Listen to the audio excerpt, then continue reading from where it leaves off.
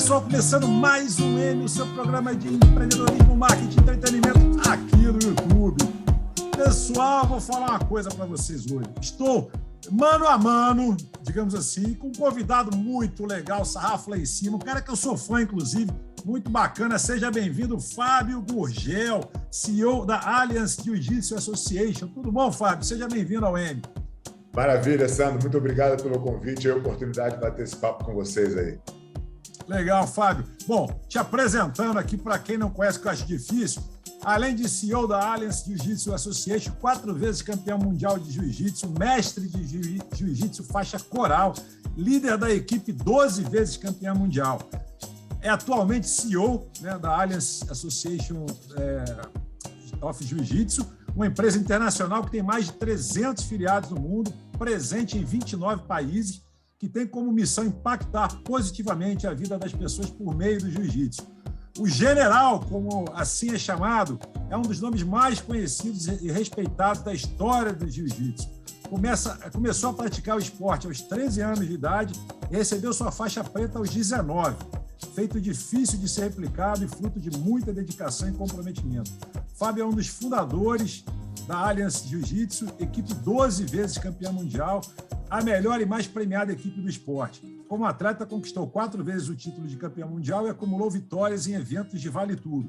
Como professor, foi coach de diversos atletas que hoje são consagrados e referências.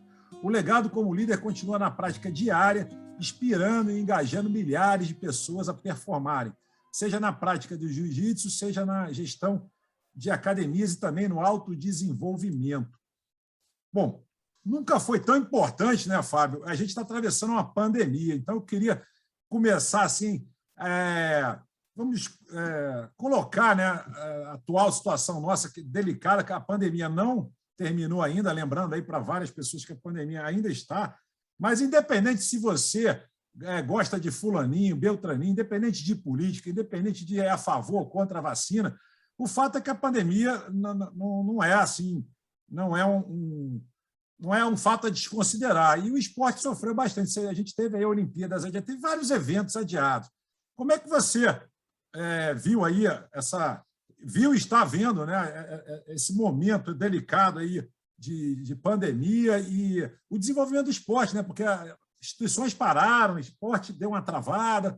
E, se Deus quiser, estamos agora, né, na reta final e vamos aprender a conviver, né, com esse vírus insuportável. Sem dúvida. Primeiro, agradecer aí a introdução aí lisonjeira que você fez. Muito obrigado pela resumir a minha história aí um pouquinho. Mas vamos lá. A gente tem que fazer, na verdade, uma retrospectiva aqui, porque a gente já está vivendo essa situação há bastante tempo, né? Desde meados aí de 2020, né? Até início de 2020, acho que foi março de 2020, quando realmente estourou a pandemia e tal. Cara, a gente foi diretamente impactado, né? Porque, imagina, todas as academias, as nossas 300 escolas no mundo inteiro ficaram fechadas, umas mais, outras menos, aí por decisões políticas, né? Tem academias que estão fechadas até hoje, incrivelmente. Verdade. Mas a gente, num primeiro momento, qual foi a preocupação? A preocupação foi entender. Eu falei, o que as pessoas... Onde é que a gente pode pegar algum tipo de informação que nos tire dessa neblina, né? Porque a gente não conseguia enxergar absolutamente nada, ninguém sabia o que seria o futuro. Então, muito bem, como é que a gente vai trabalhar dentro dessa incerteza? A primeira ação que a gente fez foi proteger os nossos professores. Então, o nosso professor, ele tem, claro, o salário pelas aulas que ele trabalha, e ele tem um percentual dos alunos particulares, que é o que realmente compõe de maneira mais significativa a renda dele. Isso seria estancado imediatamente. O que a gente fez na academia e que serviu de modelo da academia aqui de São Paulo, que é o nosso headquarters, e que serviu de modelo para toda a nossa associação? A gente manteve os professores ganhando exatamente a mesma coisa. E aí foi uma coisa muito legal que aconteceu dentro do jiu-jitsu, diferente do mercado de fitness, por exemplo, que é um mercado que a gente um pouco se espelha, né? Porque fala de saúde, fala de bem-estar, apenas é outra modalidade. Mas o jiu-jitsu teve uma resposta muito legal, porque os alunos, na sua grande maioria, continuaram suportando a academia. Eles continuaram pagando as suas mensalidades, porque eles entendiam que, cara, que aquilo ali era uma extensão da casa, da família deles. Eles não queriam perder aquilo, não queria que, quando a pandemia passasse, a gente sabia que isso em algum momento ia passar, porque historicamente todas passaram, né? Não tinha nenhuma razão para essa ser diferente. Eles não queriam que no retorno aquilo não estivesse mais ali, e esse risco era real, né? As academias de jiu-jitsu, na sua grande maioria, não tem um capital de giro gigante, não tem. O cara está ali vivendo, né, o dia a dia, como a grande maioria do empresariado brasileiro. Então, e dos profissionais liberais nem se fala, né? Então, você não tem aquela reserva que te dá um conforto. A maioria não tinha. Então, a gente fez essa política, os alunos suportaram, em sua grande maioria, a gente teve uma queda de 30% do faturamento, que não abala, né, os custos que a gente tinha que manter. A gente conseguiu fazer isso. No retorno, a gente criou uma série de políticas para retornar esse dinheiro em valor para os nossos alunos. Então, a gente conseguiu aí, né, no meio da pandemia, se manter vivo, né, atravessar o deserto e voltar num ambiente de muito mais união, de muito mais companheirismo, né, de muito mais pertencimento à nossa escola, aos nossos alunos. Isso foi primordial para a continuidade. A gente, na pandemia inteira, das 300 escolas, a gente teve 5 cancelamentos de academias que não conseguiram continuar, né? Então, um percentual bastante baixo para um drama tão grande, né? Verdade. Mas vou te falar uma coisa. Eu tenho um amigo que ele tem uma academia em Los Angeles de jiu-jitsu. Não sei se você conhece, que é o Gersinho. A gente chama ele de Gersinho. Gerson Sangenito. Ele tem uma academia lá já há muitos anos, uns 20 anos, mais ou menos, que ele tem essa academia.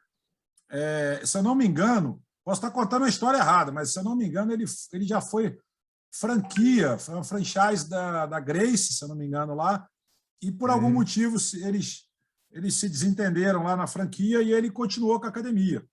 E a academia dele, é muito legal. Assim, Los Angeles, o pessoal prestigia demais, é muito lotado, é muito cheio e tal. E eu conversei com ele, entrevistei ele aqui, no início da pandemia, e ele falando assim para mim: Sandro, cara, o que eu vou fazer? Porque a gente teve que fechar, e, como você falou, não tem tanto oxigênio a academia para se sustentar, e os boletos vão chegando, né? Os boletos vão chegando. E o jiu-jitsu é um esporte de contato, né? A pandemia fechou, né? Fechou, ele ficou alguns meses, de fato, ficou alguns meses fechado, mas ele falou isso que você acabou também de mencionar, a parte da empatia, né? Os alunos não pararam de pagar, que foi uma coisa que o ponto principal aqui, que primeiro teve esse ponto dos alunos continuarem pagando, que foi, obviamente, um suporte importantíssimo. E depois, cara, teve a postura da escola de devolver todo esse dinheiro que foi investido sem o serviço.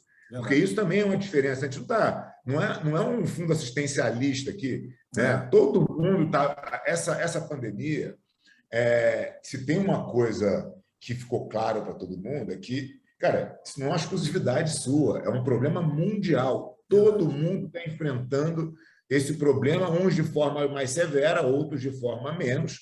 Alguns, obviamente, ganhando dinheiro, porque quando choram sempre tem quem vende lenço, mas assim é o mercado, assim é a vida. E então a gente não tinha de forma nenhuma essa característica de assistencialismo. O aluno vai pagar e tudo bem. Não. O aluno vai suportar a academia nesse período difícil e a gente vai devolver esse dinheiro de forma integral ao longo dos outros meses. E foi o que a gente fez. E está todo mundo feliz. Isso eu acho fantástico. Outra coisa que eu andei discutindo aqui esses dias, não me lembro com qual convidado, a gente estava falando da importância. Eu fiz jiu-jitsu, tá? Eu também fiz jiu-jitsu, judô. Não sou um atleta de ponta que nem você. No Rio de Janeiro você fez, ou alguém muito próximo de você fez, né? Sempre. Não, eu cresci, a minha mãe botou os filhos na natação, no judô, no jiu-jitsu, e a gente cresceu praticando esportes. Até porque eu acho que ela também queria acalmar a gente, então, para acalmar a gente, nada melhor como praticar esporte. E também parava com aquele negócio de brigar na rua, né? Porque brigar na rua, na minha época, tinha, né, aquela turminha que gostava toda hora de sair na mão com o outro, e era, enfim, não era muito legal. Entendeu? E a gente tinha os grupinhos de colégio, grupinho dos clubes. Eu era do clube militar, aí tinha o pessoal do Piraquê, tinha o pessoal da... nem me lembro. Caiçaras, exatamente. Então, tinha as turminhas, e aí depois começaram a ter as turminhas das academias, mas aí a academia é outro negócio. Você aprende coisas que... né, você aprende disciplina, você aprende uma série de coisas, respeito, você aprende que não a brigar, né, e sim a lutar, a competir, a respeitar o adversário. O adversário não é teu inimigo, ele está ali como adversário, mas ele não é teu inimigo, né? Aquela coisa que muita gente confunde, né? Aí eu fico vendo as pessoas assim. Uma vez a minha esposa falou assim: pô, os caras no MMA, né? No UFC, pô, um destruiu o outro, os dois detonados. Aí o que ganhou levantou, abaixou, fez referência para o outro e abraçou. Ela falou: pô, os caras acabaram quase que se mataram e estão abraçados. Eu falei: pô, mas isso é esporte. Entendeu? É o respeito. Não, esse é o espírito. Esse é o espírito, né, cara? Quando você entende de fato a filosofia marcial, você entende o seu adversário como uma ferramenta de evolução. Ele está ali para te melhorar, seja o resultado que for, né? Então, quando você olha dessa forma, não importa tudo que é falado, tudo faz parte de um circo hoje, quando a gente fala de MMA. O MMA virou muito mais entretenimento, né? Verdade. Mas existe ali dentro das regras e do octágono um respeito mútuo, que as pessoas sabem que elas dependem uma das outras, elas estão ali em busca do mesmo sonho. Então, o competidor, seja de jiu-jitsu, seja de qualquer arte marcial, ele tende a ter um respeito pelo seu oponente, pelo seu competidor, e isso é muito saudável quando você sai das quatro linhas ali e traz para a vida, né?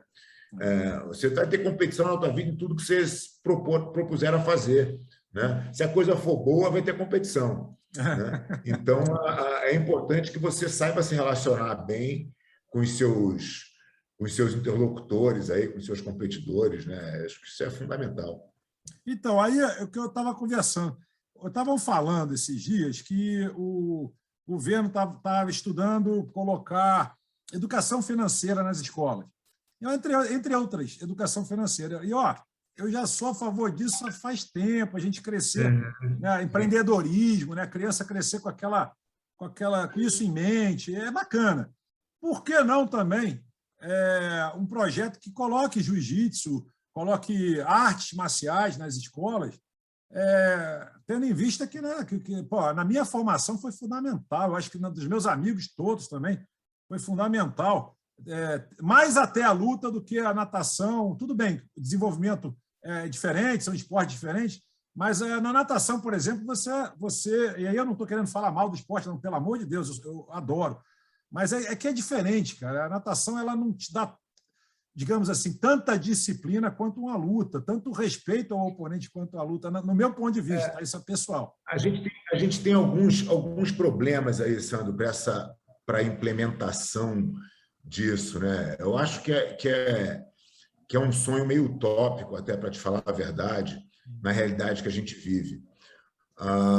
Primeiro, eu não acho que seja efetivamente a função do Estado ensinar luta para ninguém, né? Inclusive, isso foi ao contrário do judô. O judô nasceu no Japão, criado por Jigoro Kano, justamente para ser uma ferramenta educacional do povo japonês, né? Era uma política de Estado, e o judô teve por isso que o judô foi permeado aí em escolas, em clubes e tal.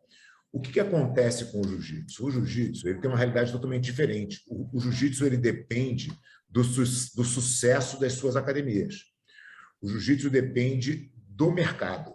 Então, se o mercado entende que o jiu-jitsu é uma prática boa, como a sua mãe fez, ela vai pegar os filhos dela e vai botar no jiu-jitsu, né? Então, as academias sobrevivem, elas criam novos professores, as academias vão se multiplicando e o mercado, se a gente faz um bom trabalho, o mercado entende que isso é um valor agregado na criação do jovem e bota o jovem para fazer jiu-jitsu. Da mesma maneira que o mercado entende que o jiu-jitsu é agregador também para o cara que está mais velho, para o cara que está ali no trabalho, que quer entender, que quer ter tranquilidade para tomar suas decisões nos momentos de pressão. O jiu-jitsu também ensina esse cara, o empreendedor. O mercado financeiro está cheio de lutadores de jiu-jitsu, né? Então, o jiu-jitsu virou um produto que as pessoas vão procurar porque entendem que ali tem um benefício para elas. Quando você transforma isso numa política de Estado, você, primeiro, teria que ter uma qualidade de professores que eu não vejo acontecendo num período curto de tempo. Você teria um gasto a mais, né? Um inchamento da máquina estatal ainda maior. E eu sou assim, completamente contra esse Estado grande. Eu acho que o Estado tem que fazer o essencial e ponto, e o mercado tem que cuidar do resto, né? Então, quando você quer botar mais coisas penduradas, o que acontece é que você vai ter poucas pessoas. Eu te falo de uma posição muito confortável, porque se tivesse alguma coisa, eu possivelmente estaria muito bem colocado nessa hierarquia, né? Mas eu acho que isso é nocivo para o país, é nocivo para as crianças, acho que é nocivo para todo mundo, né? Eu acho que o Estado não tem que se meter nisso. Acho que se a escola, por exemplo, se a gente pega uma escola particular e ela fala, cara, eu quero botar jiu-jitsu como uma matéria eletiva para os meus alunos, porque eu acho que esse valor é importante. Ok, contrata um professor, bota lá e pau, entendeu? E eu acho que vai ter realmente um impacto. Como algumas, a Gama Filho foi uma faculdade que transformou o jiu-jitsu numa cadeira. Verdade. Né? É uma faculdade privada, quer dizer, ela tem direito de fazer o que ela quiser. Ela achou que por bem, o jiu-jitsu poderia trazer um valor ali e botou o jiu-jitsu como matéria. Né? Então, acho que é mais por aí do que se tentar fazer uma política pública. A gente viu isso acontecer em Abu Dhabi, eu não sei se você conhece essa história, mas Abu Dhabi, que é um dos Emirados Árabes, né, e é um país riquíssimo e tal, o sheik de Abu Dhabi conheceu o jiu-jitsu na Califórnia. Quando ele foi fazer faculdade lá, se encantou, levou um professor brasileiro para lá, e aí começa a história do jiu-jitsu em Abu Dhabi, até o ponto que um filho do sheik principal de lá, que é o Sheik Mansur, começa a fazer jiu-jitsu e se transforma. O garoto que era tímido fica mais extrovertido, fica mais seguro, e o sheik decide fazer com que Abu Dhabi tenha uma política pública de ter jiu-jitsu em todas as escolas e em todas as Forças Armadas. Isso acontece lá, tem quase 1.000 brasileiros dando aula lá. Agora, se me perguntar, putz, é um sucesso esse projeto? Eu tenho minhas dúvidas. Eu não acho que seja. Eu não acho que as pessoas que estão envolvidas lá tenham recebido o jiu-jitsu como eu recebi e como eu passo para os meus alunos, por exemplo. De fato, isso é uma questão polêmica, bem interessante, bem interessante. Agora, eu escuto muito, isso é uma coisa recorrente, mulheres, né? Mulheres buscando o jiu-jitsu não só para autodefesa, que eu acho interessante, muito interessante, mas para autoestima. Entendeu? Inclusive, a minha própria já buscou jiu-jitsu, já buscou boxe tailandês, já buscou algumas lutas para defesa própria, para autodefesa, né, no caso, e para autoestima, né, porque a pessoa se sentindo mais segura, ela eleva a autoestima dela. Né? E a gente sabe, né, que aqui no Brasil é muito grande, né, a violência contra mulheres, né, é muito grande, é um nível altíssimo. Então, assim, qual seria a dica que você daria, no caso, o nosso público feminino é muito grande, né? Você, de fato, acha interessante? Porque eu sempre falo que um assalto, por exemplo, para quem é melhor não reagir. Tem que tomar cuidado. Essas coisas. Mas aí depende se você é homem, se você é mulher, se você foi pego surpreendido por um assaltante, você não vai reagir, porque Exatamente. Qual é o ponto principal, Sandra? Você, através do jiu-jitsu, o jiu-jitsu vai te botar em situações desconfortáveis, né? E você vai acabar tornando aquilo confortável. Então, o jiu-jitsu é a arte de se tornar do conforto no desconforto. Tá? Você aprende isso. Isso te ensina o quê? Isso te ensina a não reagir impulsivamente e não reagir instintivamente. Então, você reage baseado na razão. Qual é o movimento que eu faço agora que me melhora um pouco essa posição ruim que eu estou?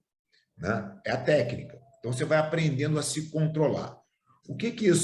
Como isso se transporta para uma situação de assalto?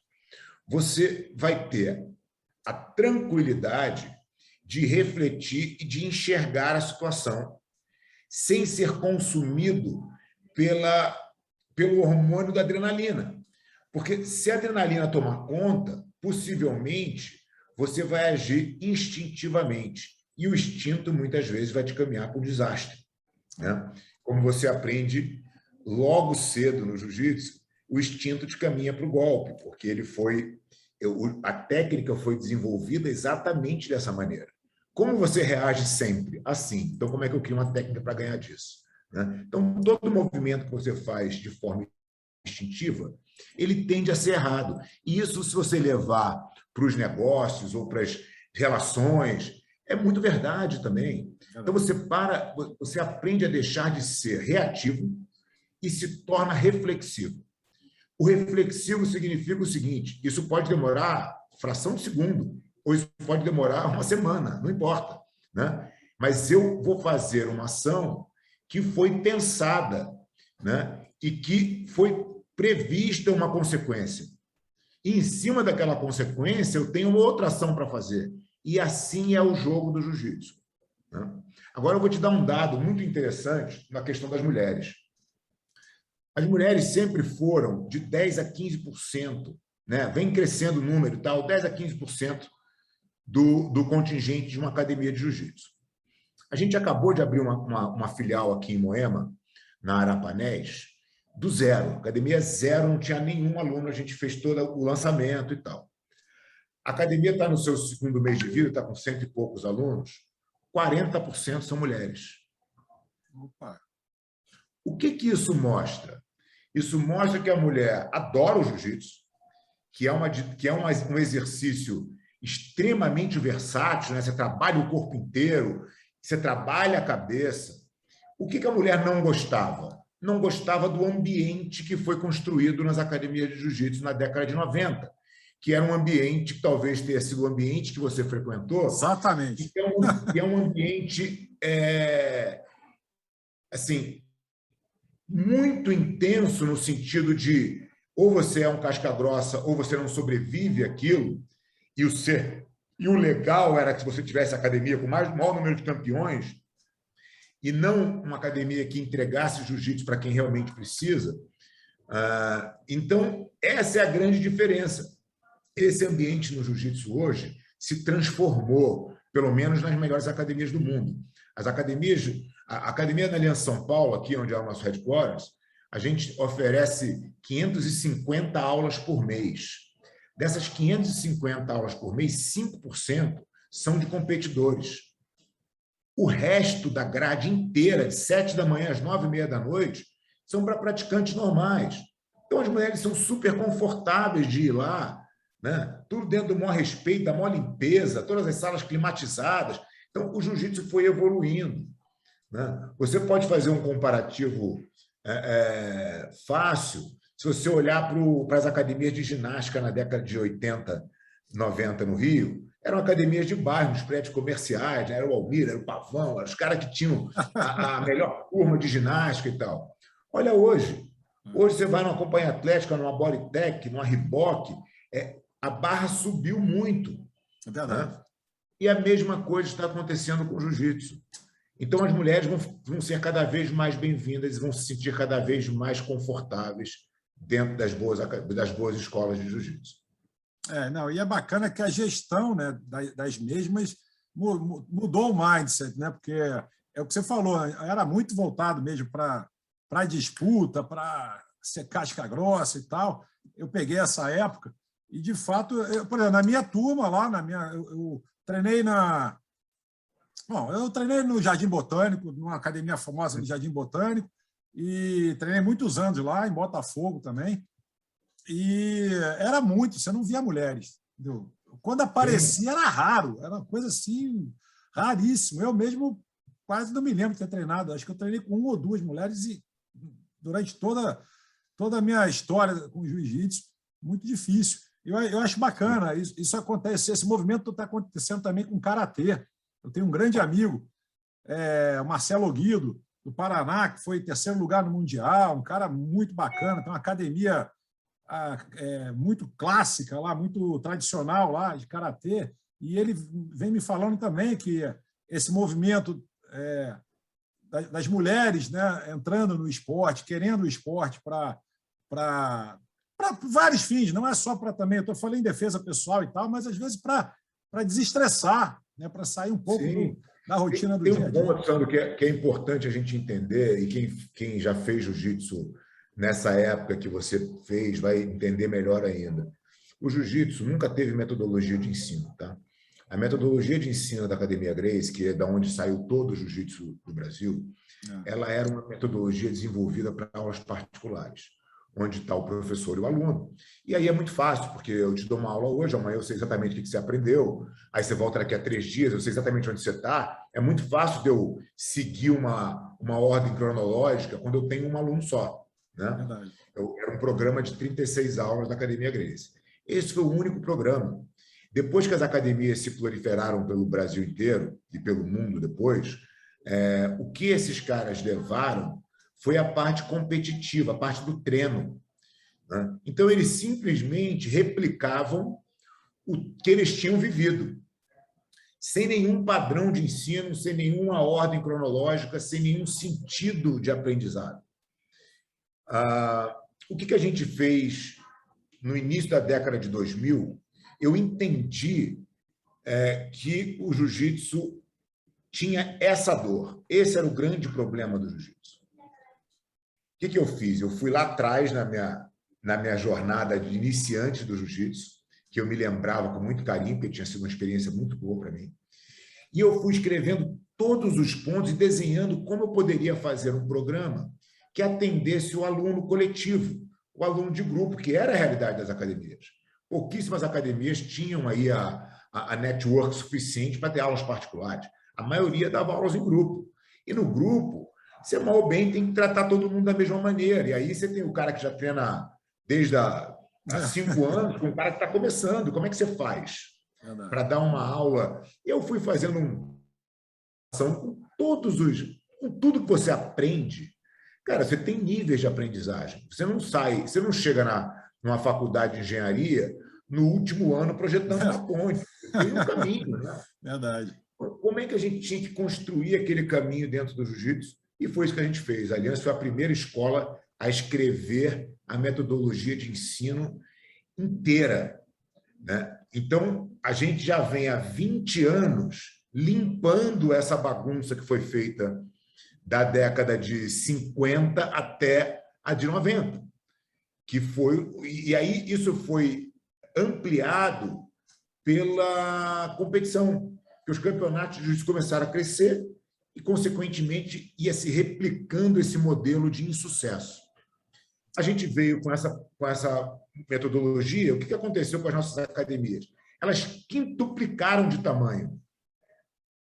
E o resultado disso é que a gente se tornou disparado a melhor equipe de competição da história. Porque agora a gente tinha uma massa crítica de atletas muito maior para pescar. Quem quer ser atleta aí? Eu não estava mais dentro de uma sala com 50. Agora eu estava dentro de uma academia com 500. Então, de 50 você tira 5, de 500 você tira 50. Né? E aí, quando você replica isso para outras escolas em outros lugares, você vai ter talentos em todos os lugares, pipocando o tempo todo. Né? Então, a Aliança hoje, quando vai ser representada num campeonato mundial, ela vem com atletas do mundo todo. Né? Como que uma academia sozinha, de bairro, com 50 caras, não dizer que os 50 sejam muito bons, como é que ela vai competir contra essa força? Né? Então, falando de entrega do jiu-jitsu para a sociedade, incomparável, né? Você entra numa academia Aliança hoje, você tem os seus níveis de aprendizado muito bem definidos e muito confortáveis, né? Você não sai de uma aula na Aliança sem entender exatamente o que você aprendeu, porque você não tem essa mistura, né? Depois, isso torna o negócio muito melhor, porque agora, ao invés de atender 50 alunos, eu atendo 500. Então, eu ganho mais dinheiro. E se eu ganho mais dinheiro, eu consigo proporcionar um melhor serviço.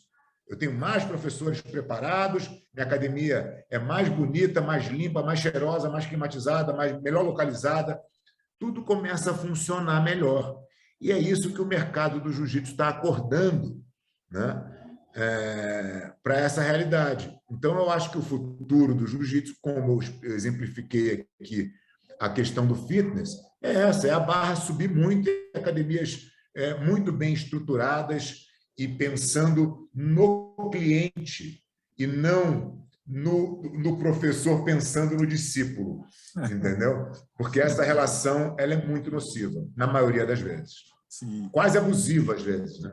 É verdade. Não, inclusive, eu vou te fazer vou deixar uma pergunta, que agora a gente tem um momento que a gente atende a nossa audiência, que é aquele momento onde a gente prestigia você que está do outro lado da telinha, ou seja, a gente prestigia quem prestigia a gente. E o hype da internet, o Fábio, o pessoal fala muito de política, mas a gente tem aqui a gente vai fazendo uma curadoria para a gente não evitar assuntos sensíveis. Eu só vou. Eu não tenho, olha, só para te dizer, Sandra, assim, sem nenhum problema, tá? Não tem absolutamente nenhum problema de falar de nada. Se você quiser. Maravilha, maravilha. Fica à vontade aí, tá? O pessoal manda algumas coisas para a gente responde e comenta se a gente quiser. Então, é só para deixar bem claro, porque a gente fala isso para todos os convidados, que Fica só. à vontade. O teu xará, por exemplo, ele manda o seguinte aqui para a gente, o Fábio. Ele manda assim: acredito muito na energia das pessoas. Tem gente que te suga e tem gente que te ilumina. Confie no que você sente e não no que você ouve. Pô, filosófico. Começando em filosóficos. Interessante. Começando em filosófico. A Raquel, ela manda o seguinte: ninguém nunca se desculpou pelas coisas que me fizeram. Só me culparam pela maneira como reagi. Aí, o que você estava comentando aqui de ser reativo, né? De não ser reativo. Sabe, tem um pensamento estoico, que é uma filosofia que eu acho que tem muita similaridade com o jiu-jitsu, inclusive, e que vai um pouco na questão desses dois comentários que você acabou de ler. O que eu acho é que você tem que reagir às coisas, como a gente falou, de uma forma reflexiva, mas você tem que estar menos preocupado com a opinião dos outros, porque às vezes você se magoa com as pessoas porque você botou aquela pessoa numa posição de te magoar, né? Porque nada poderia acontecer que te atingisse de pessoas que você não permite, né? Então, se você entender que as pessoas são suscetíveis a erro, que elas são instáveis em determinados momentos da vida, que elas têm...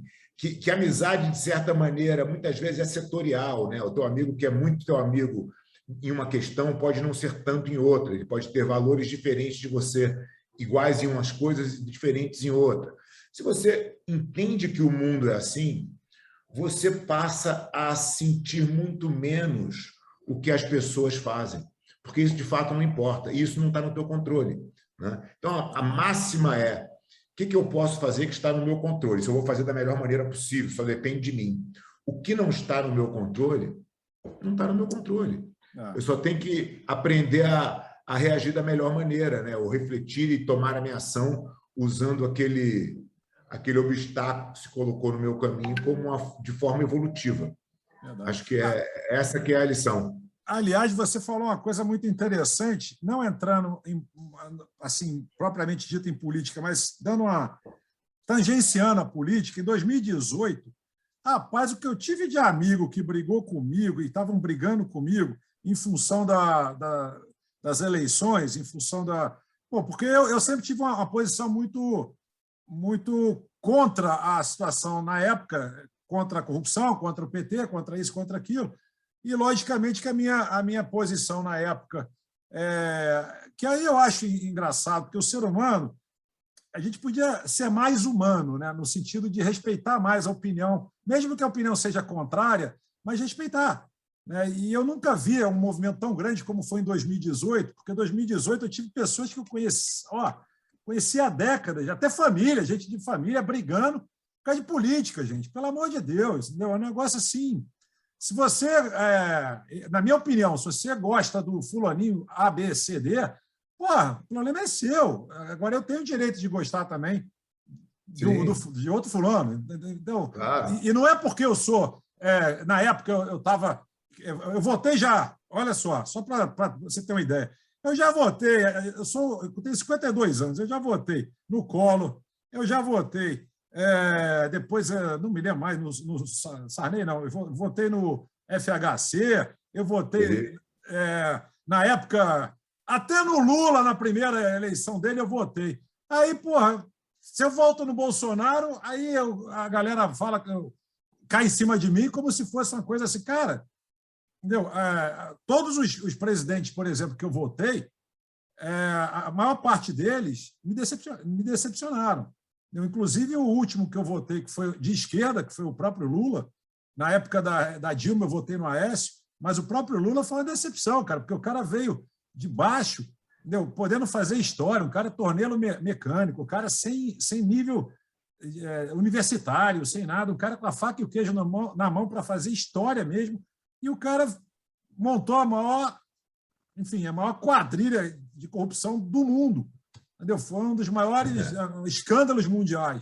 Né? Aí, quer dizer, aí vem uma pessoa que é PT, por exemplo, criticar eu poder ou não, a minha opção de votar ou não no Bolsonaro, seja lá em quem for. Gente, cara, aí é tirar a liberdade, aí é uma discussão entendeu? Que eu não acho legal. O que eu acho, cara, assim, eu entendo a polarização não é de hoje, e ela acontece no mundo há séculos, né?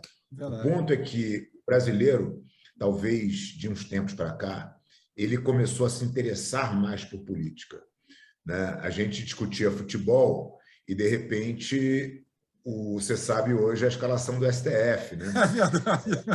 Todo mundo sabe. Então, as pessoas começaram a querer... Antigamente era aquela história de médico como é que era? De médico e louco, todo mundo tem um pouco. Todo mundo tem um pouco, Agora é de política, né? Todo mundo quer também saber e dar a sua opinião. Verdade. E o que eu acho que é perigoso é você personificar a ideia, porque você tem que acreditar numa ideia. Verdade. Qual é a sua cultura? No que você acredita?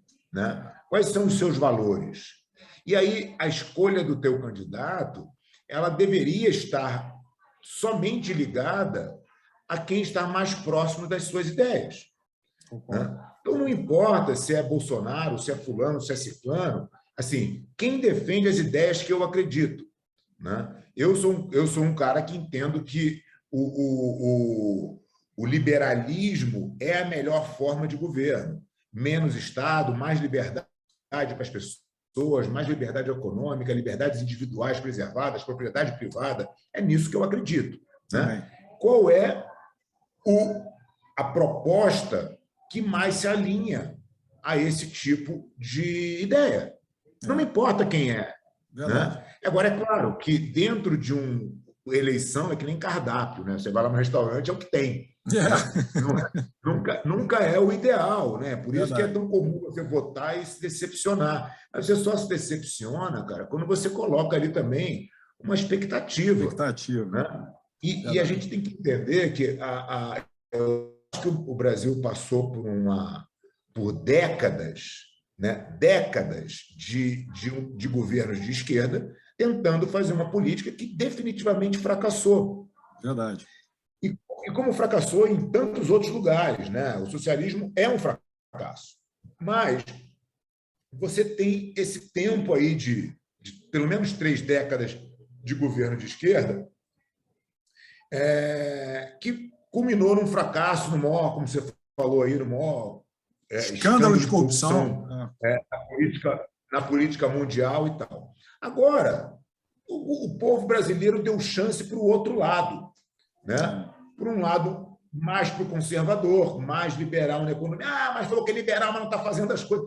Cara, as coisas não são imediatas. E assim, a gente não pode imaginar que você vai chegar lá, apertar 3 botões e resolver o problema das mazelas do Brasil inteiro, né? Acho que é um processo, entendeu? E se o Bolsonaro amanhã não fizer um governo bom, que venha outro. E que o outro, eu vou estar sempre alinhado com o que eu acredito, né?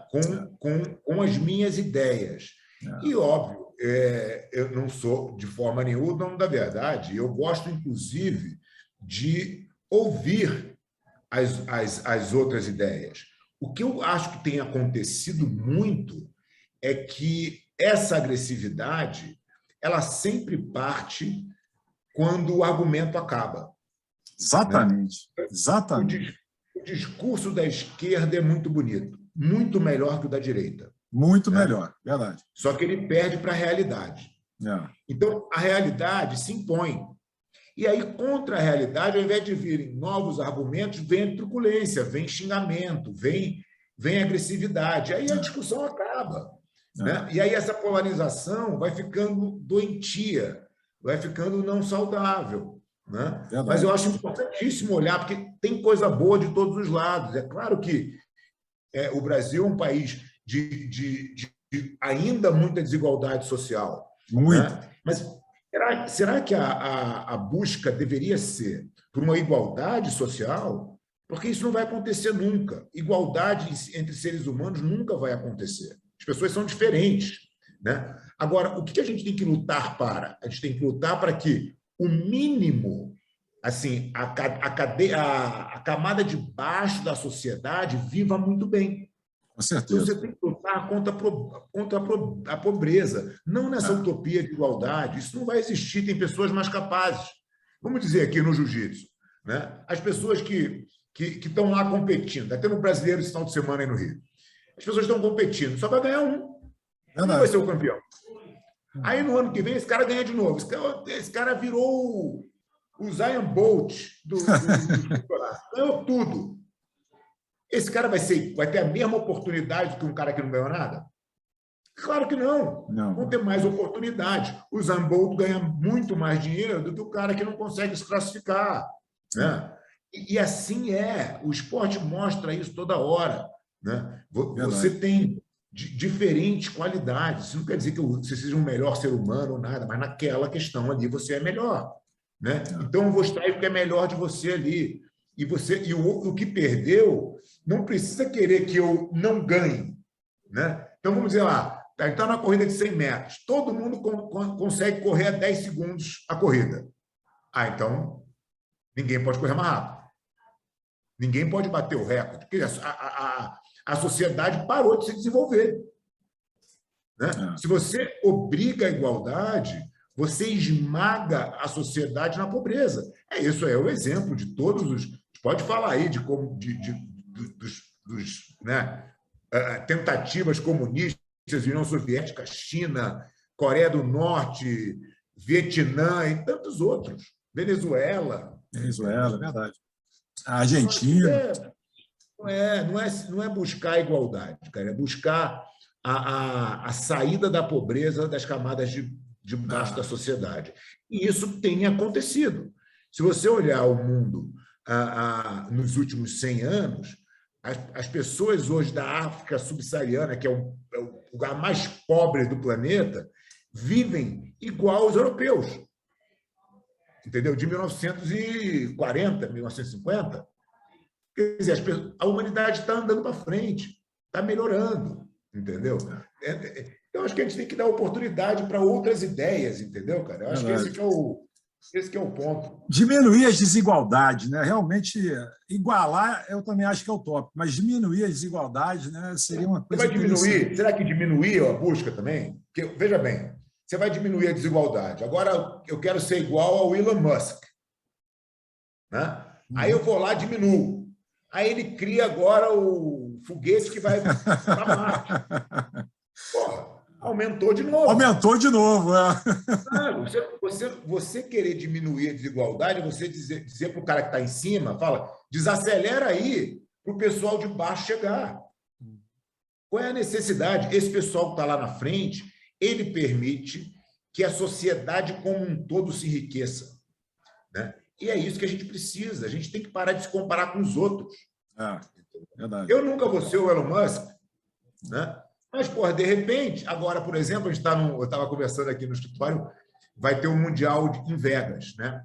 O Mundial de Vegas é num centro de convenção de Las Vegas. O hotel que a gente está tem um shuttle da Tesla, que é aquele túnel subterrâneo magnético, que sai do saguão do hotel e sai dentro do centro de convenção. Custa zero. Você concorda que o Elon Musk melhorou minha vida? Né? Com certeza. Então, imagina que ele melhorou a vida do hotel. Verdade. Quantas pessoas vão para o hotel agora para poder ter essa facilidade? Entendeu? Então, se a gente trava lá as pessoas que realmente constroem e fazem coisas diferentes, a gente só diminui o acesso, cara. Só diminui a possibilidade das pessoas de baixo eventualmente escalarem nos níveis sociais, entendeu? Boa. Deixa eu dar sequência aqui. Tem mais três pessoas participando. A Ana Paula mandou para a gente aqui uma matéria que saiu agora, essa semana, da Veja Online. Jogos de azar. Diante do agravamento da crise econômica, a liberação dos cassinos volta à discussão no Congresso. E aqui diz que aí sim vem com essa pegada de dar mais oportunidades, né, que a economia com a pandemia retraiu, e por aí vai. A gente leu a matéria, não é a fake news, o Congresso está pensando aí na ideia de liberar ou não os cassinos no Brasil. Isso já é uma discussão também de longa data. Eu não sei se é Michael, sei lá, vamos de Michael. Ele manda o seguinte aqui para a gente: o verdadeiro ataque à democracia é produzido por empresas que controlam as redes sociais junto com as suas agências de checagem, financiadas por ONGs esquerdistas multibilionárias para censurar o debate e espalhar mentiras e manipulações com o objetivo de avançar a sua ideologia. Eita, nós! Essa é uma discussão, né, Sandro, que eu acho que o que está ficando muito claro, né, é que a gente tem uma mídia extremamente tendenciosa. Totalmente tendenciosa. E eu ainda digo o seguinte, cara, eu acho que a mídia tem todo o direito de defender uma ideologia, se ela quiser. Também acho, concordo.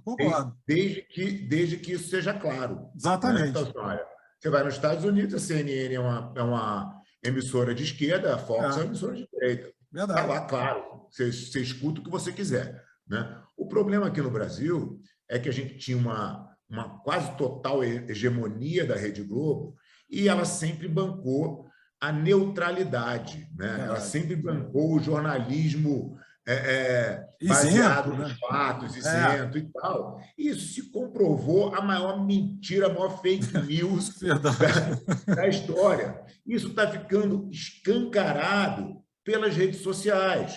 Então, as redes sociais também têm uma pegada ideológica? Também tem, mas elas são o veículo que a gente tem hoje que possibilitam existir um campo de discussão diferente do que o que a gente tinha.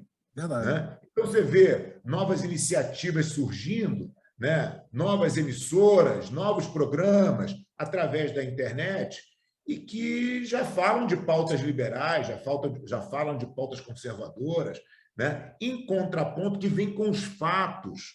Né? Então, acabou essa história da Globo ser a verdade do mundo. A Globo virou a mentira do mundo.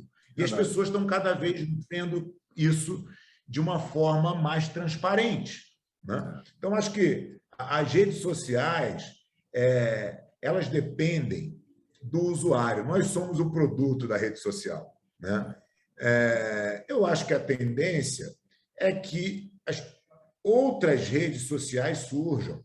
Né? E aí é o mercado. Então, se você acha, sei lá, no exemplo que o Michael deu aí, que as redes sociais que você utiliza, então, cara, começa a procurar outras fontes, né, de informação, outras redes sociais para você poder se manifestar, né? Eu acho que isso é o caminho natural, né? Não gosto também dessas censuras, né? Eu acho que tem uma perseguição aí meio nefasta, com pensamentos discordantes, mas, cara, tem que brigar na lei, isso é censura, né? Então, o que a gente tem que fazer para proteger? Eu acho que tem no Congresso agora aí a questão dessa regulação, né, de mídias sociais não poderem mais excluir conteúdos, salvo se forem conteúdos agressivos, violentos e tal, mas não podem mais, que o Senado devolveu, né, mas que foi de novo para o Congresso agora. Então, pode ser que a gente tenha aí uma regulamentação de liberdade, que eu acho que é o que tem que ter, né? As pessoas têm que ter liberdade para fazer o que quiserem. A proposta da internet seria essa, né? Dar voz a todos, né, com liberdade, não ter alguém censurando. Agora, a gente tem uma muito interessante para fechar aqui, que, inclusive, a mulherada mandou maciçamente para a gente aqui. Maria Líria, Ângela, Larissa, elas mandaram uma matéria também dessa semana, da revista Trip, falando que tirar a camisinha no meio da transa sem consentimento agora é ilegal na Califórnia. Rapaz, eu fui pesquisar para ver se esse assunto de fato procede. E procede. Tá? O ato fere o consentimento durante o sexo, uma vez que a relação se inicia de comum acordo, com proteção. No meio do caminho, quem penetra desfaz o combinado. Além de desrespeitar a autonomia da outra pessoa, que muitas vezes descobre o abuso no final da transa, ou se vê obrigado a interromper para perguntar se o parceiro fez isso mesmo. Inclusive, isso tem um nome lá nos Estados Unidos que chama Stilfing. Stilfing, como ficou conhecido o gesto. E ganhou visibilidade de 2017 para cá, quando uma estudante de direito, Alexandra Brodsky, escreveu um artigo aventando possíveis respostas legais. Ou seja, se ficou combinado que o sexo é com camisinha, não pode mudar o combinado durante o ato. Pelo menos foi o que eu entendi assim. E aqui no Brasil... Pelo que você leu, o que eu entendi é que não pode existir um ato unilateral, né? O homem não pode tirar a camisinha e continuar o ato sem o consentimento da parceira. Sim. O que eu acho que tem sentido. Né? Não sei se isso tem que ser uma lei, mas enfim, acho que é demais, né? O Estado querer se meter até nisso. Mas eu entendo como uma questão de respeito, né? Se você tem ali um acordo, obviamente você só vai poder tirar se você entrar num acordo, nem que seja ali no calor da emoção do momento. Se as pessoas concordarem, muito bem, mas se não concordarem, uma só não pode fazer o que quer. Né? Ali é um acordo de dois, né? Acho que esse respeito tem que acontecer. Eu também acho que é mais para respeito do que para legalizar. Eu acho que legalizar também já é uma coisa... É o que você falou aí, bota o Estado de novo na jogada, bota o Estado na cama. Né? O que eu acho que acontece muito, cara, é que eu entendo essas defesas, né? E você ter que, de alguma maneira, combater esses abusos, né? A gente sabe, a gente comentou no início do nosso papo aqui, como o Brasil ainda é grande, né? A questão de assédio, de violência à mulher, né? Infelizmente. Feminicídio e tal. Eu entendo que tem que se fazer coisas para proteger, né? E para punir quem age de forma errada. Mas o que eu entendo é que isso não precisa ser exatamente uma bandeira que vai chegar nesse nível de criação de lei que deturpa um pouco o que seria o objetivo real, que é a proteção das mulheres. Né? Se a gente botar, se existisse na lei um agravante para o cara que agride mulher, e esse cara fosse preso de verdade, esse cara fosse excluído da sociedade, a gente ia começar a ver uma diminuição significativa de agressões. Mas o que acontece hoje é que a lei é branda, a lei é fraca. Né? O cara agride a mulher, depois ele coage a mulher, aí vai ali, e, paga a cesta básica e nada mudou, entendeu? Então, assim, deveria ser criminalizado assim, de uma forma muito mais grave, dentro da lei, o que já tem. Né? Porque é óbvio que você agredir qualquer pessoa, não precisa ser mulher, não. Sim. Entendeu? Então, assim, levantar a bandeira, seja da mulher, seja LGBT, eu acho que a bandeira que tem que ser levantada é do indivíduo, é do respeito ao indivíduo, seja quem for, seja de que raça for, seja de que ideologia for, seja de que opção sexual for, não importa. Entendeu? Verdade. Porque se eu for agredido, não interessa se eu sou professor de jiu-jitsu, 7º grau de jiu-jitsu, não interessa. Se eu for agredido, eu tenho o mesmo direito de uma pessoa que foi agredida e que não luta. Uhum. Se uma mulher for agredida, ela tem o mesmo direito de um homossexual que foi agredido. Se uma criança, tudo deveria ser em torno do indivíduo. Cara, cometeu o crime, tem que ser punido. Porque senão a gente fica naquela velha ideia de que o ser humano é bom, que o ser humano, não, se você melhorar a condição de vida dele, ele não vai fazer mais esse tipo de coisa. Isso é mentira. Isso é uma falácia. Eu terminei de ler um livro essa semana do Stanton Seminal, que chama Mentes Criminosas. Ele explica como a mente humana funciona. Não interessa se você é rico, pobre, se você nasceu em berço de ouro ou na favela, entendeu?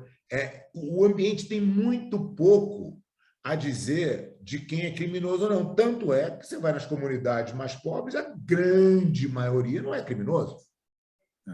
São trabalhadores, inclusive. São trabalhadores, claro. Então, eu acho que a melhor forma de fazer isso é através de punições severas para quem comete crimes de violência. Senão também fica enxugando gelo, né? A gente enxuga gelo, a pessoa comete uma violência, aí vai dar a cesta básica, aí depois comete outra e mais outra, e fica enxugando gelo, enfim. Mas você vai vendo as narrativas que vão ficando seccionadas nas minorias. Isso é uma teoria da escola de Frankfurt, né, que vem embasando a nossa esquerda contemporânea já há bastante tempo, que vai criando essas minorias que formam uma grande maioria. Né? Então, esse é o pano de fundo, né, que pouca gente consegue enxergar. Verdade, verdade. Mas a torcida aqui é para que a gente consiga, de fato... Eu fico repetindo isso de um tempo para cá, porque a pandemia, ela, de uma certa forma, ela é péssima, mas ela despertou em algumas pessoas mais empatia, mais aquela coisa de olhar um pouco mais para o próximo e tal. Eu sei que isso pode parecer lúdico, pode parecer até ingênuo um pouco da minha parte, mas eu quero acreditar que a gente talvez consiga ser mais humano, né? Porque Descartes já falava que o ser humano, todo ser humano é bom por natureza, mas isso lá no século dele, lá na época dele. A gente sabe acho que nunca foi. Eu também acho que nunca foi, mas segundo ele era, né? Mas, enfim, então. Se a gente pegar a própria história lá de trás, a gente vê que até antes dele o ser humano não era bom. Nunca foi. O ser humano é bom e mal. É bom e mal, exatamente. É bom e mal. Você faz as suas escolhas baseado naquilo que é melhor para você em primeiro lugar. Né? É claro que você ter empatia, você ajudar os outros. A Ayn Rand tem um pensamento, tem um livro, inclusive, chama Virtude do Egoísmo, né? Onde ela fala muito disso. Assim, você ajudar o próximo deve fazer bem a você em primeiro lugar, porque essa é a maneira mais sustentável de fazer o bem. Quando é simplesmente pelo altruísmo, você não vai ser altruísta todos os dias, entendeu? Então, você vai ser em alguns momentos, quando você tiver em dificuldade, você não vai ser. Então, quando você consegue linkar o que é bom para você ser bom para o outro, eu entendo que é muito mais consistente. Aliás, agora eu vou mudar um pouco o assunto, que a gente já leu aqui. Queria agradecer você do outro lado da telinha que mandou sua participação aqui para a gente. Agradecer também você que nos acompanha e você que está assistindo o programa pela primeira vez. Propomos análises e reflexões sempre com muito conteúdo e bom humor. E eu queria te fazer uma pergunta, Fábio, qual é essa mudança toda de comportamento do consumidor, né? Essa convergência muito grande que teve para o ambiente digital? Houve também, né, até para uma questão de sobrevivência, muitos professores de diversas modalidades, diversas áreas, inclusive não só do esporte, indo para as aulas online. Funciona esse tipo de aula para jiu-jitsu? Você acha que, ou pelo menos deu uma mitigada no impacto da pandemia? Olha, a gente fez, né? Porque acho que era mais um comprometimento com os alunos, de que a gente estava ali tentando fazer o possível, mas não funciona em absoluto. É claro, se você for falar da associação aqui, a gente tem hoje 12 produtos na esteira digital aqui, mas são produtos de, de instrução para os professores, de gestão de academia, não é de prática. A Sim. prática não tem como você fazer ela ser online, você depende do outro, né? É. E tem uma coisa que eu acho que é muito bacana, e a gente está vendo um retorno muito forte nas academias agora, que comprova essa teoria, de que o ser humano é um ser social, cara. O ser humano precisa da interação com outros, né? A gente não consegue viver sozinho, a gente não é feliz sozinho, não é que a gente não consiga. Hoje a gente até consegue, né? A gente não conseguiu se a gente for na linha do tempo aqui lá para trás, a gente precisava de um do outro para sobreviver. Hoje você consegue viver sozinho, mas você não consegue ser feliz, porque você precisa realmente dessa interação e isso faz o teu desenvolvimento. Então, a gente está vendo uma volta muito forte das pessoas justamente procurando esse contato, essa proximidade, essa resenha de pós-treino ali, essas risadas. Então, eu acho que a gente não vai escapar disso. A gente acabou de ver, tinha um discurso que o mundo corporativo mudaria para sempre depois da pandemia, que o home office agora era uma realidade para todo sempre, que as pessoas estavam sendo muito mais produtivas e tal. Já voltou. Já começou agora, você pega as próprias Big Techs, que eram as primeiras a defender isso, porque trabalham com tecnologia, de certa maneira, o cara consegue entregar, já estão todas com data marcada para volta. Setembro, outubro, está todo mundo voltando, porque não dá para você não ter essa interação humana, entendeu? O ser humano não foi feito para ficar atrás de um computador sozinho, e você até consegue eventualmente, claro que isso vai fazer parte do nosso dia a dia, a gente está acabando de fazer aqui, a gente está fazendo um call no Zoom e funciona muito bem, isso vai estar para milhares de pessoas, tudo bem. Algumas coisas naturalmente evoluíram, e é ótimo que seja assim. Que bom, né? Mas o dia a dia, as pessoas que você lida, que você trabalha, que você troca ideia, que é o papo do cafezinho, que é o brainstorm, se você perder isso, você vai ficar atrás da concorrência, não tenho nenhuma dúvida, entendeu? Então, eu não acredito que essa mudança é tão drástica quanto pintaram que ela seria. Concordo contigo. Inclusive, eu nem gosto muito desse termo novo normal, porque esse novo normal, para mim, não vai ter muita coisa nova, não. Acho que o trabalho híbrido, até concordo que vai ter, assim, né? O pessoal vai ter uma galera que vai escalar, né? Um fica mais tempo em casa, quem tem comorbidade, aquelas coisas todas. Sim. Mas eu mesmo, eu tenho uma agência de comunicação e marketing, vai fazer agora 23 anos em novembro, e eu não vejo a hora de estarmos todos presentes, porque, ao contrário do que se pregou durante a pandemia, a gente funcionou assim, a gente está até agora funcionando bem. Mas é o que você falou, aquele papo, o brainstorm, o presencial, o contato com as pessoas, eu acho que a gente funciona bem, não, muito melhor do que... Entendeu? É uma coisa assim, absurdo a comparação. Mas tivemos que respeitar. Eu mesmo peguei Covid, fui parar na UTI. Parei na UTI da Clínica São Vicente, ali na Gávea. Fiquei uma semana na UTI ali. Rapaz, não é nada agradável. Não, imagino. Não é nada agradável. Eu tive também, mas a minha foi bem tranquila. Eu tive 2 vezes. Tive ano passado, que foi assintomático, e esse ano, que foi um porradão, que você não sabe se vai estar vivo no dia seguinte, cara. A sensação é péssima, entendeu? Você vê pessoas... E eu estava no hospital de referência, no hospital bacana, legal e tal, mas você, volta e meia, a pessoa morre, entendeu? Assim, do nada, as pessoas vão morrendo, e é assustador. É um negócio, cena de filme, entendeu? Parece que você está numa cena de filme de guerra. É um negócio muito assustador. Eu saí de lá bem mudado, mas enfim. Bom, estamos estourando o tempo, já estouramos um pouquinho, mas a resenha, quando é boa, cara, passa rápido, a gente vai conversando e passa muito rápido. Pô, eu queria agradecer mais uma vez a nossa audiência, que a nossa audiência mantém aqui. A gente tem uma audiência muito bacana, muito qualificada, muito legal. Aliás, a gente tem audiência em vários lugares, que segundo as métricas aqui do YouTube, tem vários países. Temos também pessoas que participam do programa, que são vindas de vários lugares e tal, isso contribui bastante. Agradecer você, Fábio, muito obrigado pela presença, sarrafo aqui lá em cima, total, muito bacana ter você aqui. Dizer para você que, apesar de botafoguense, estamos juntos, né? Teu time... Nem tudo é perfeito, É muito legal dizer. A gente sempre faz uma piada com o time aqui, brincando, porque para poder dar uma descontraída, né? Então, assim, a gente costuma dizer que... Coitado, nem merece essa zoação, pô. Esse bullying nem cabe mais, pô.